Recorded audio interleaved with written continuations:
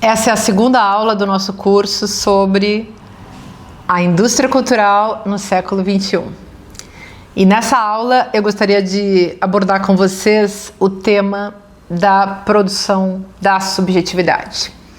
E que, nesse caso da indústria cultural, diz respeito a um processo de dessubjetivação.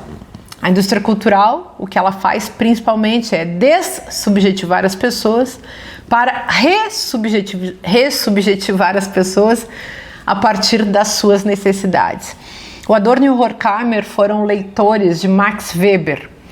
E Weber foi um autor que, no seu livro sobre a ética protestante e o espírito do capitalismo, falou uma coisa muito importante. Ele disse que o sistema capitalista cria os sujeitos e os corpos dos quais ele precisa para sua própria manutenção. Ora, isso pode ser dito de todos os sistemas. O racismo, o capacitismo, o machismo, o patriarcado, enfim. Eles criam os corpos e as subjetividades necessárias para a manutenção do sistema. Nesse caso, podemos, claro, sempre falar do corpo, se a gente considerar regimes que, como o regime da escravização, a escravidão, o que ela fez com as pessoas, ao escravizar pessoas, era submeter os corpos. Não havia a necessidade de submeter as subjetividades, porque era usada a violência e a subjetividade tinha que ser aniquilada diante da violência. Isso não quer dizer que a subjetividade fosse aniquilada, um sistema escravocrata, por exemplo. Mas porque as pessoas, sendo açoitadas, sendo violentadas, sendo aniquiladas nos seus corpos, elas mantinham uma ojeriza, um horror, um ódio àqueles que eram seus torturadores, espancadores, abusadores, aproveitadores, exploradores e assim por diante. Pois bem, na era da indústria cultural, o jogo já é outro. Então, as pessoas precisam ser capturadas, sequestradas na sua subjetividade, porque elas precisam estar de acordo para o funcionamento do sistema.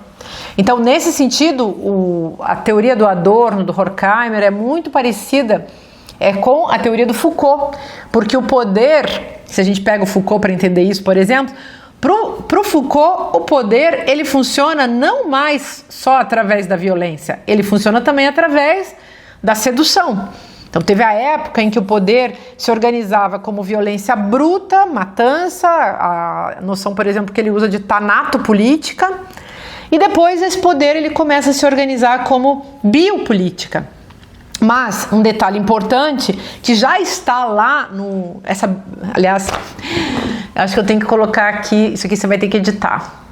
Eu falei em tanatopoder e biopoder, tanatopolítica e biopolítica, e isso para o Foucault significa que, no caso do tanatopoder, existe um cálculo do poder sobre a morte, quem vai morrer, ou quem se deve matar, ou como que se escolhe dentro de um regime ditatorial, ou de um império qualquer, como que se decide, como que um rei ou um imperador decide sobre a morte do gladiador, ou do inimigo. E ou como o pai, como o marido decide sobre a morte da mulher.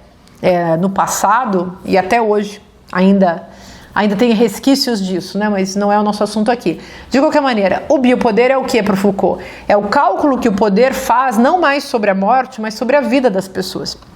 E nesse caso ele diz assim, que agora, nesse biopoder, as pessoas precisam ser de fato convencidas a participar. E nesse caso nós podemos lançar um conceito que, embora não esteja presente no texto da indústria cultural, eu acho que é uma das suas boas traduções, que é o conceito de psicopoder, que é o cálculo que o poder faz sobre o que as pessoas pensam, sobre o que as pessoas sentem, sobre o que as pessoas acreditam, ou seja, um cálculo sobre a subjetividade. E esse cálculo sobre a subjetividade tem que passar também pela linguagem.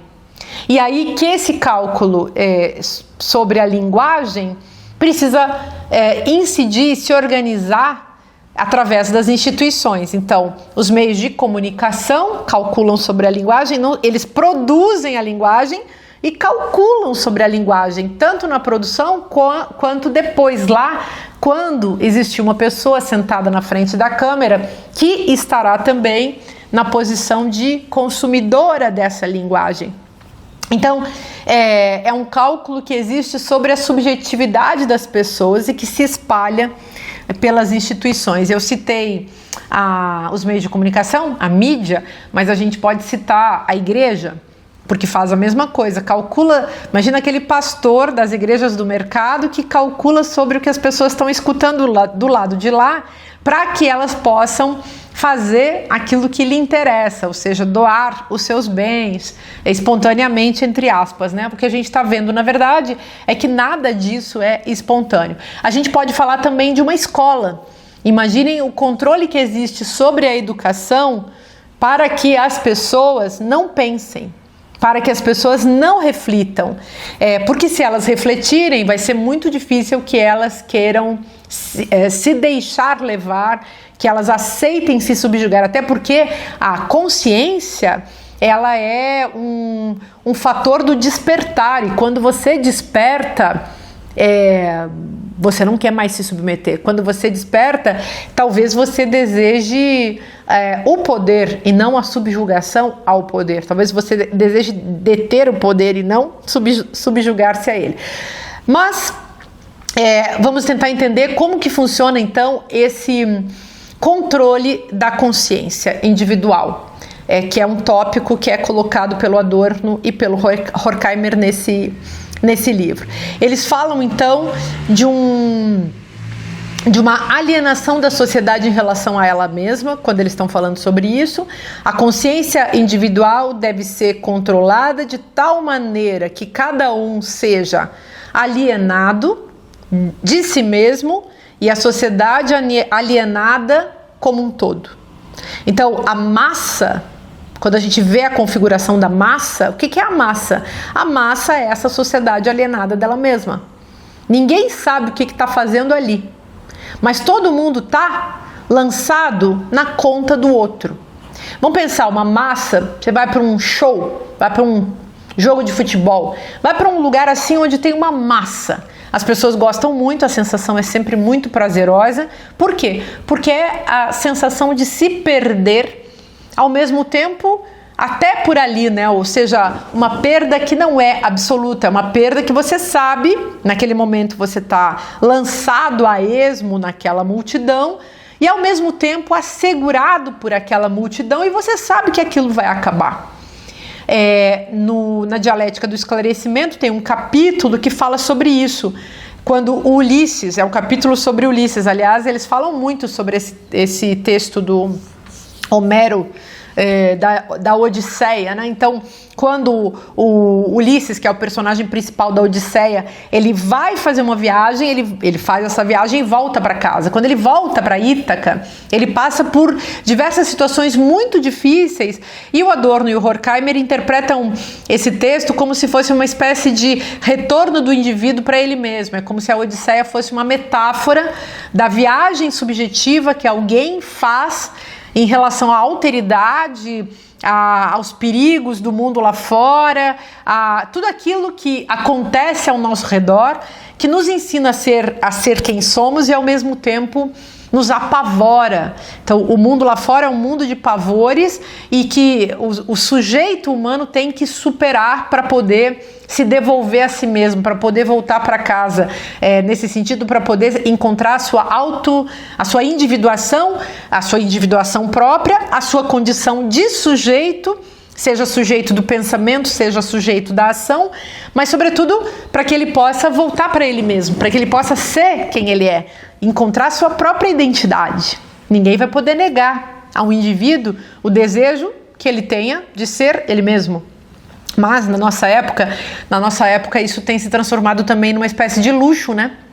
Nós não somos mais donos de nós mesmos. E é isso que o Adorno e o Horkheimer estão dizendo lá no livro deles, quando eles falam desse controle da consciência individual.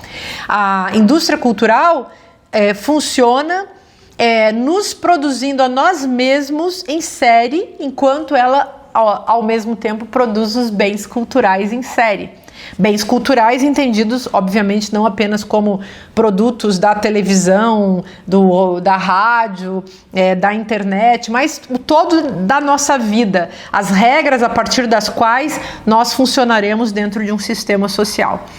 E aí, sempre, algo que é importante para eles é que existe um eterno sacrifício da diferença. Nada do que seja diferente é permitido. Então, o diferente ele é rechaçado. E rechaçado por um regime que a todo momento precisa forjar de maneira enganosa, mistificada, manipulatória, a semelhança entre o universal e o particular. Então, a retórica do universal é uma retórica muito perigosa, porque ela serve para apagar as individualidades e as singularidades e as diferenças e apagar todos aqueles, portanto, que reivindicam o direito de ser quem eles são e de terem direitos assegurados no contexto da diferença, que seria justamente o que configuraria uma democracia radical, né? Pois bem, mas então, esse controle da consciência individual, ele visa aniquilar os desejos dos indivíduos, um desejo que possa ser particular, uma revolta, uma revolta particular, ou uma revolta de um grupo, ou uma revolta qualquer, aniquilar essa revolta. E um detalhe importantíssimo é acabar absolutamente com a capacidade de pensar das pessoas. Isso é essencial para o sistema. Então, a sociedade de massas, essa sociedade de massas é uma sociedade em que a autonomia de cada um não existe. A autonomia era um assunto que lá no iluminismo do século XVIII estava em jogo. Mas aquela autonomia defendida por autores como, por exemplo, Kant, era uma autonomia que, digamos, podia funcionar de um ponto de vista lógico, de um ponto de vista epistemológico, do ponto de vista ético, mas de um ponto de vista antropológico, no próprio sistema kantiano. Então, a autonomia era um conceito que na filosofia do Kant era muito importante, mas ela funcionava no sistema kantiano para pensar a ética, para pensar a estética, para pensar a política, para pensar o sujeito do conhecimento e o sujeito da ação, e o sujeito ético, que são os temas principais do Kant. Contudo, se a gente vai para a antropologia do Kant, o Kant tinha uma limitação muito séria, ele era muito machista. Então ele considerava, por exemplo, que existia uma humanidade, ele falava em humanidade, e falava em universal, e pensava o ser humano como um representante daquela humanidade universal. Ele dizia, a dignidade nada mais é do que a qualidade de um ser humano enquanto ele faz parte de um ser humano universal, genérico e universal. Só que ele dizia, as mulheres não. Então, esse é um problema daquela filosofia que promovia um universal, mas era um falso universal, porque metade da população mundial já não fazia parte desse universal.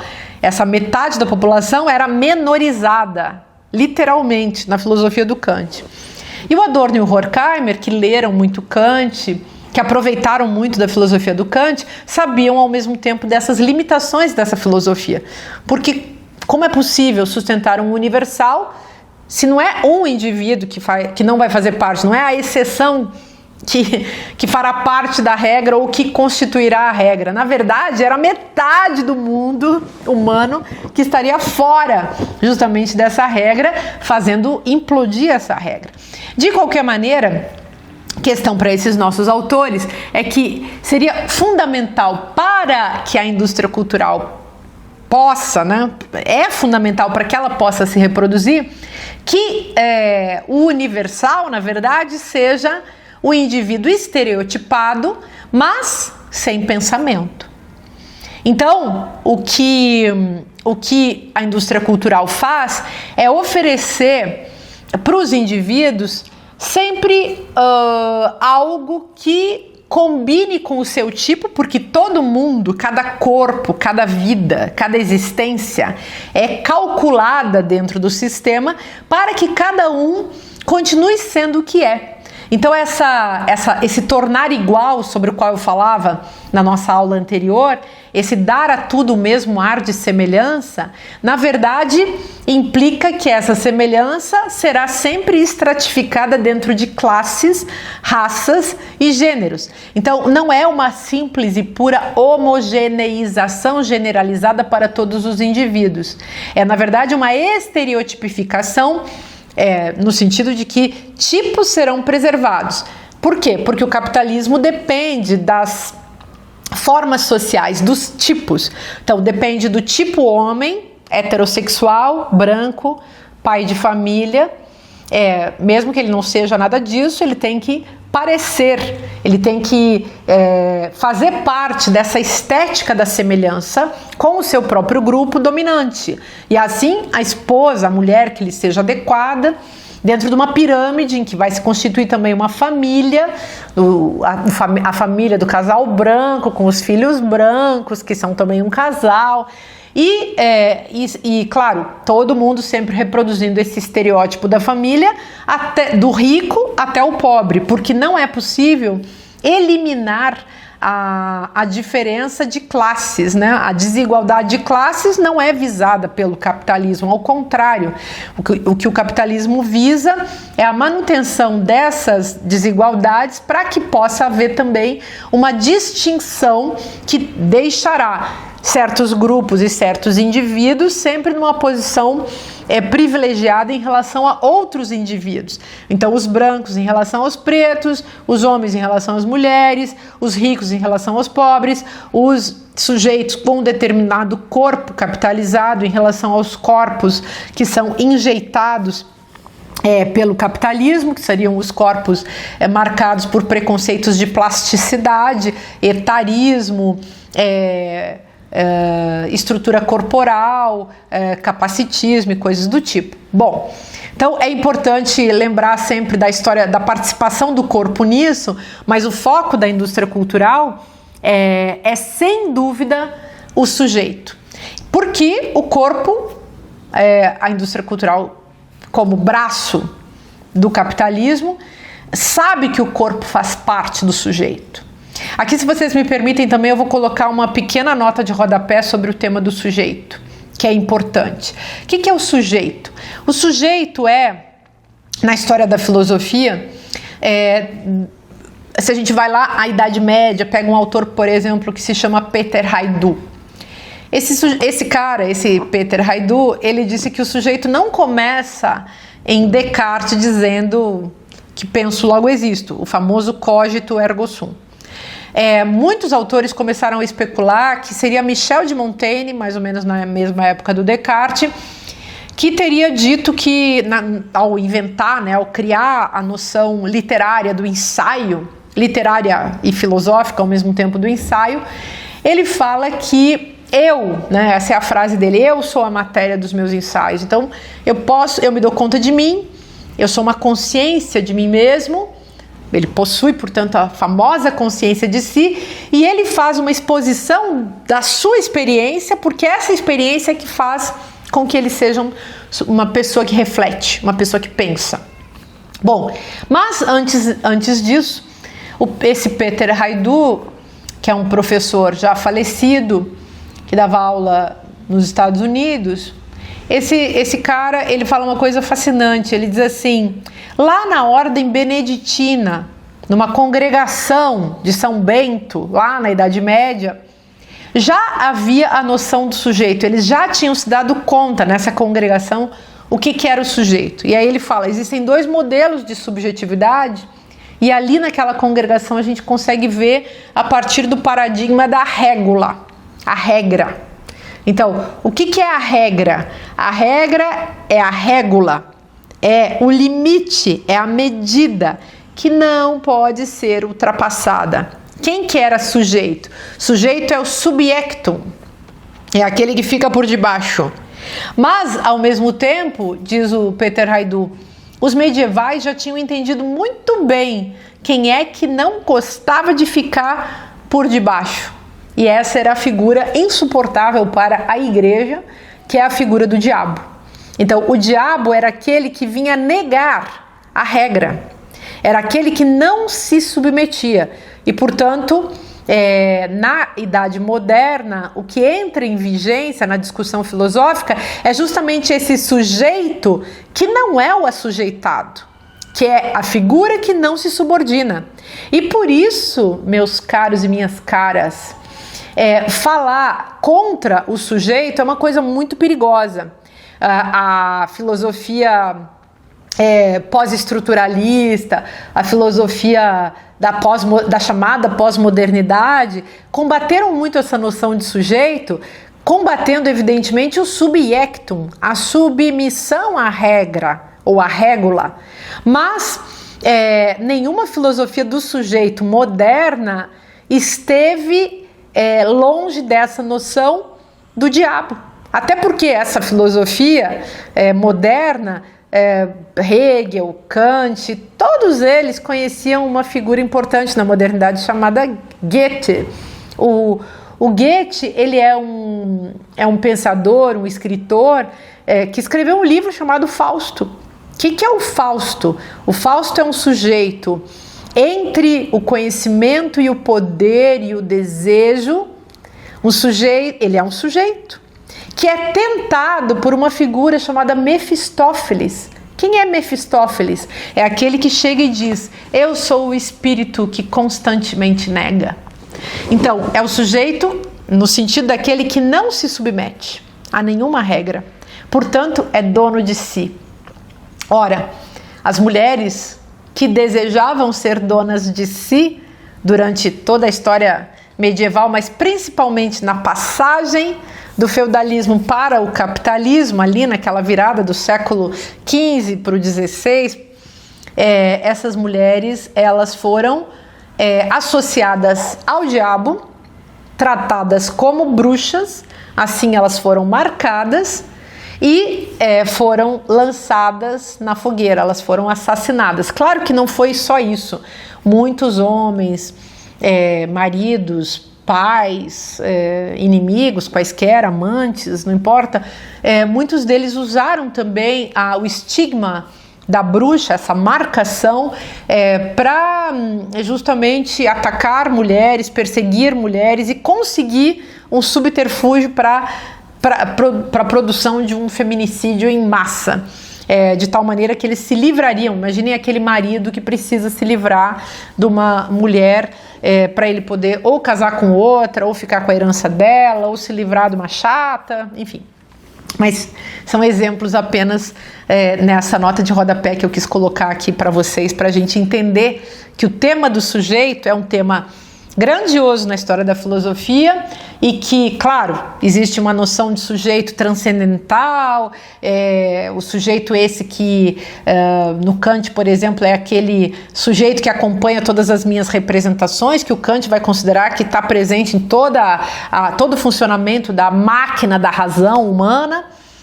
O funcionamento do conhecimento humano teria a presença desse sujeito com S maiúsculo transcendental que faria a gente entender todas as coisas, mas nós podemos falar de outros sujeitos, o sujeito cindido da colonização, como faz um autor argentino que eu gosto muito, que é o Eduardo Gruner, o sujeito feminista, que é esse sujeito também muito amaldiçoado, né, pela filosofia tradicional, porque é um sujeito que vem romper com a estrutura patriarcal da filosofia estatal, né, dessa filosofia acadêmica estatal, que muitas vezes unidimensionaliza o próprio pensamento e unidimensionaliza a linguagem e se torna assim elitista, algo que a gente deve combater. Mas enfim, guardem que essa noção de sujeito, ela é uma noção rica e ela ainda está no páreo, nós ainda podemos discutir sobre ela. Pois bem, mas para finalizar essa nossa aula, uma das coisas mais importantes que a gente vai encontrar no conceito de indústria cultural é o tema do esquematismo. E aí o Adorno e o Horkheimer vão falar algumas vezes, em alguns parágrafos, sobre o conceito de esquematismo. O que é o esquematismo? Eles trazem o esquematismo da filosofia do Kant. O Kant atribuía ao sujeito um esquematismo. Ele dizia que o esquematismo funcionava através da capacidade que um indivíduo tinha, representando, enfim, trazendo em si esse sujeito transcendental, de juntar, de se referir de antemão à multiplicidade sensível e aos conceitos fundamentais.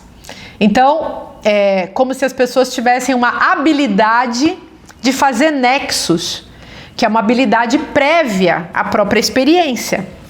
E também essa capacidade, então, de juntar os conceitos, as palavras, as categorias com a experiência concreta, com aquilo que é da empiria. E aí, juntar a multiplicidade dos fenômenos com o pensamento da razão. E aí, isso é algo que a indústria cultural, dizem o Adorno e o Horkheimer, vão tirar do sujeito. E vão fazer o quê? Então, o que eles oferecem, né? O que a indústria cultural faz? Ela oferece um esquematismo pronto para as pessoas. Então, dizem eles que eles falam assim, na alma, vou ler para vocês um trechinho, na alma devia atuar um mecanismo secreto, destinado a preparar os dados imediatos, de modo a se ajustarem ao sistema da razão pura, que é isso que eu estava falando. Então, alguma coisa devia acontecer lá na intimidade da pessoa, na interioridade do pensamento dela, lá no jogo das faculdades, a razão, a sensibilidade, tudo isso que nos constrói, deveria haver essa habilidade de juntar as coisas que a gente vive, que a gente observa, com, por exemplo, a noção de liberdade. Mas, dizem Adorno e Horkheimer, infelizmente, isso já não acontece mais. Na verdade, o mecanismo foi interrompido. E a sociedade como um todo, ela é sequestrada por esse processo de repetição, que é o que a indústria cultural vai oferecer para as pessoas, uma repetição ininterrupta de verdades que são cada vez mais achatadas. Então, a verdade hoje pode ser um Deus, pode ser uma série da Netflix, pode ser o fascismo, pode ser a Coca-Cola, não importa. A verdade é aquilo que foi repetido para que você aceite, para que você repita, para que você seja simplesmente mais uma parte, mais um elemento dentro do sistema que é capaz de repetir, sendo que a sua consciência dominada, ela faz parte desse jogo. Então, há um esquematismo prévio oferecido a você, com os clichês que você precisa para sobreviver, Deus, tradição, família, amor, sexo, não importa. Tudo já estará pré-programado, você não precisa refletir, o objetivo é que você cancele a sua habilidade de refletir, porque isso vai atrapalhar o funcionamento do esquema. Então isso é o esquematismo da indústria cultural. E esse esquematismo ele é pleno de fórmulas psicológicas. E o sistema ele funciona a partir dos seus distribuidores, que a gente pode dizer também são os seus sacerdotes, aqueles que ficam repetindo. Então pode ser o jornalista, pode ser o padre, pode ser o pastor, pode ser o intelectual vendido, não importa. É quem tem voz, quem tem chance de participar dos meios de produção da linguagem. E hoje, com a internet, todo mundo acredita, todo mundo deseja fazer parte disso. De uma maneira geral, nós podemos dizer que todo mundo mesmo. E quando a gente vê pessoas que, não tendo lugar nessa sociedade, não tendo lugar porque não tiveram poder no sistema de produção da linguagem, elas não têm poder. Elas fazem parte da indústria da produção da linguagem, mas na posição de consumidores. Imaginem a angústia dessas pessoas quando elas se dão conta de que elas também poderiam pensar e elas de repente querem fazer parte disso, mas elas não têm meios, elas não são donas do jornal, elas não são donas da televisão, elas são donas do quê? Hoje em dia elas podem ser donas do seu perfil de uma rede social, perfil do Facebook, e ali elas então vão começar a fazer um exercício de linguagem, mas muita gente não tem estofo para isso, justamente porque não está de posse da sua própria mente, não é criadora do seu próprio pensamento. Por quê? Porque não tem reflexão própria, não tem capacidade de criar uma linguagem, de criar uma narrativa. O Adorno e o Horkheimer vão falar que essas pessoas tiveram a sua imaginação sequestrada, a imaginação foi assassinada, foi morta a pauladas. Essa pessoa não tem como criar porque ela não tem estofo, isso é um fato. E o que ela faz? Então ela repete. Ela repete os clichês que são lançados pelos donos dos meios de produção da linguagem. Por que vocês acham que o Elon Musk comprou uma rede social? Os homens mais poderosos, e eles são homens, do mundo hoje, eles são donos de redes sociais, são donos de big techs, são donos, enfim, dos meios de produção da linguagem, que são os meios de produção do pensamento. E quem se subleva, quem se insurge contra isso, pode ter o seu perfil, do qual ele acredita ser dono, cancelado nas redes sociais. Então, a gente está no jogo de forças, aquela velha dialética do senhor e do escravo, sobre a qual falava Hegel na Fenomenologia do Espírito, hoje foi transferida para esse território das redes sociais. Ali, o senhor é o dono da rede, o escravo que trabalha de graça somos nós. Quando a gente se insurge, a gente corre o risco de levar umas chicotadas. É sobre isso que a gente está falando quando a gente fala do tema do esquematismo sequestrado.